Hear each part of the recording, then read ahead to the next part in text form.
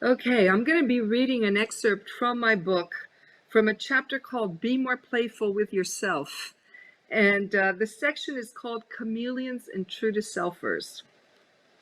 Where do we draw the fine line between authenticity and self-protection? I once studied a group of professionals who were stepping up from analytical and project work to advising clients and selling new business. The shift to client work was a classic do-it-yourself transition. In many cases, the professionals were expected to step up to the new role long before they earned a new title. In other cases, they were promoted without much change in formal job responsibilities, and the amount of client work they took on was left up to them, with major paycheck consequences, of course. In the process, I stumbled upon an interesting contrast in how people making work transitions approach the problem of authenticity, and some counterintuitive findings about the fastest path to an authentic yet different self. Most of the people I studied felt incompetent and insecure in this new capacity, and the advice they received was rarely helpful. They were frequently told to be more aggressive, to act with more confidence, or to develop their presence. As one investment banker told me, at the end of my first year as a vice president, the feedback to me was, "Your technical skills are great. Now think more innovatively, seize the ball, and be more aggressive in your client meetings." I think what they really wanted was for me to start thinking like a partner, to be the senior guy, not the adjunct to somebody else, to sort of try to be a bigger presence. One group, which I call the true to selfers, try to be themselves by focusing on what they knew how to do and felt comfortable doing. The others, the chameleons, experimented with radically new and different ways of behaving and being, much as I did when I was trying to improve my teaching style. The chameleons borrowed liberally from a diverse set of their more successful colleagues. They imitated their colleagues' demeanor, how they walked and talked, the jokes they made, their styles for establishing credibility. As one person put it, you're trying on different personas as you might try on different suits. Often they didn't get it right at first. Frequently they felt foolish.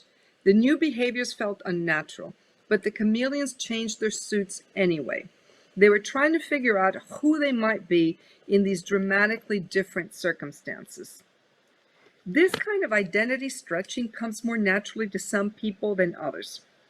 Psychologist Mark Snyder identified the profile in psychology of chameleons, or quote-unquote shape shifters, as one of Barack Obama's biographers describes him, as people who are naturally able and willing to adapt to the demands of a situation without feeling like a fake. Chameleons have core selves defined by their values and goals and have no qualms about shifting shapes in pursuit of their convictions. True to selfers, in contrast, view situational demands that push them away from their natural styles as threats to their authenticity. Their self-definitions are more all-encompassing, including not only their innermost values, but also their leadership styles, speech, dress, and demeanor. Chameleons often advance more rapidly in the early years of their careers because they are relatively flexible and others are more likely to see them as leaders. As I observed in my study, acting like a chameleon or a true to selfer produces different outcomes in how other people perceived you, how much help you get, and how fast you learn about work and about yourself. The efforts of the chameleon professionals I was training got the attention of senior mentors who saw that these professionals were trying to step up to the new role. The efforts made the seniors more apt to coach and mentor them, to share why and how they, the mentors, did what they did. One senior partner called this type of coaching unveiling the mysteries. The senior executives shared their tacit knowledge about nuances that made all the difference: how to frame a meeting, how to build peer relationships with clients, how to diagnose the politics, how to notice the subtle positioning around controversial ideas, and so on. They also shared something that is even more important: a point of view about what it takes to become a trusted advisor. Their endorsement and perspective also helped the chameleons to crystallize a sharper image of what and who they wanted to be like. Knowing how hard it can be to learn these kinds of things from someone who is very different stylistically, some mentors suggested more appropriate role models. The chameleons also learned a great deal from their own emotional reactions as they experimented with alien behavior. Sometimes they confirmed what they always suspected about themselves. Other times they were surprised by what they learned. Their outside stuck because it was grounded in their direct experiences instead of introspective speculation. Here I'm using a term that I use in my book called outsight, which has to do with the perspective you get from doing new things, from learning experientially by doing. One consultant told me, for example, that he realized that the witty possible self with which he had experimented was never going to be him. I'm not going to get up there and entertain the clients with great wit. Is that a weakness? I need to develop some of those skills, but it's not going to be a mainstay of my repertoire. I'm confident in the person I've become and that my behavior will play reasonably well. Another chameleon told me how much he learned from deviating from his sense of self to a degree that depressed him. He said, I had a naive view of what it meant to be more forceful. I was not open to exploring what the client believed, nor did I show I cared about their response. I realized it was better to stick to my normal style, but to modify it slightly. My perception of myself is changing. It's scary and painful, but I'm learning a lot. The true-to-selfers, by contrast, stuck to behaviors and styles that worked for them in the past. They sought to prove their competence by demonstrating technical mastery, citing their reliance on substance rather than form.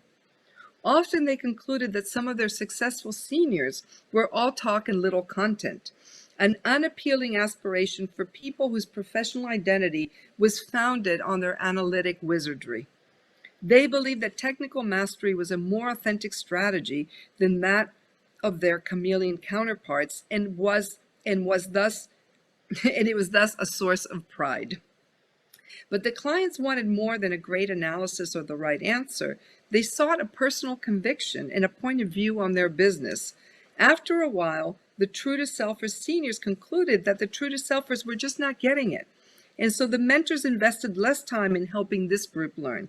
Not surprisingly, the true-to-selfers learning curve was slower. While true-to-selfers often succeeded with strong expertise and operational excellence in many jobs, they can hit a wall as they enter the transition to more senior leadership roles. In these roles, how leaders are perceived becomes as important as what they know, and success requires internalizing a whole new way of being. Ironically, the true-to-selfers' attempts to remain authentic undermined their ability to grow into the kind of leader they aspired to become. The chameleons who faked it until they became it arrived much more quickly at a true but different, more skillful self. They acted their way into a new but authentic identity.